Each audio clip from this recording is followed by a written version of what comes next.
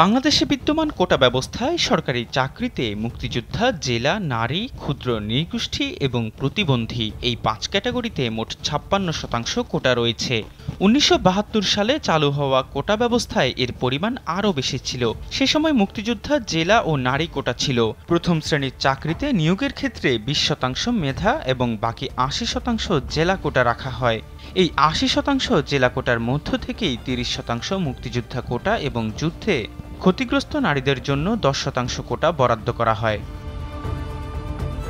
প্রথমবারের মতো কোটা সংস্কার করা হয় ১৯৭৬ সালে। এতে মোট কোটার ৪০% মেধা, ৩০% মুক্তিযোদ্ধা, ১০% নারী, ১০% যুদ্ধে ক্ষতিগ্রস্ত নারী এবং বাকি ১০% কেবলই জেলার ভিত্তিতে নির্ধারণ করা হয়।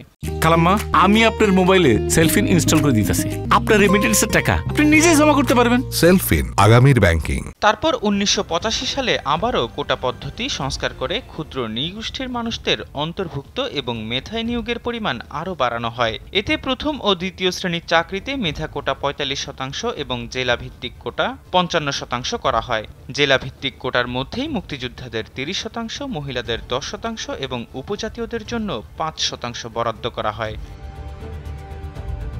বর্তমানে আলোচনার কেন্দ্রে থাকা মুক্তিযোদ্ধা কোটা পদ্ধতির সংস্কার করা হয় ১৯৯৭ সালে। সেবারই প্রথমবারের মতো মুক্তিযোদ্ধা কোটায় তাদের সন্তানদের অন্তর্ভুক্ত করা হয়। সেখানে ১৯৮৫ সালের কোটা বন্টন পদ্ধতি অপরিবর্তিত রেখে কেবল মুক্তিযোদ্ধা কোটায় উপযুক্ত মুক্তিযোদ্ধা প্রার্থী পাওয়া না গেলে তাদের পুত্র কন্যাদের জন্য তা বরাদ্দের আদেশ জারি করা হয়।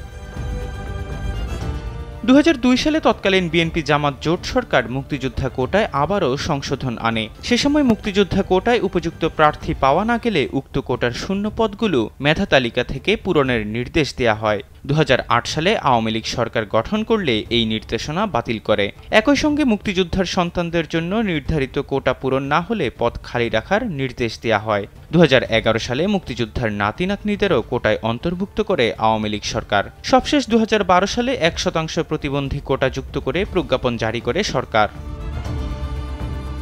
বর্তমানে প্রতিবন্ধী ও অনগ্রসর শ্রেণীর জন্য প্রয়োজনীয় কোটা বরাদ্দ রেখে বাকি কোটা বাতিল করার দাবি জানাচ্ছেন সংস্কারপন্থী আন্দোলনকারী শিক্ষার্থীরা। এছাড়া মুক্তিযোদ্ধা কোটায় নাতি নাতনিদের বাদ দিয়ে শুধু সন্তানদের রাখার দাবিও করছেন তারা।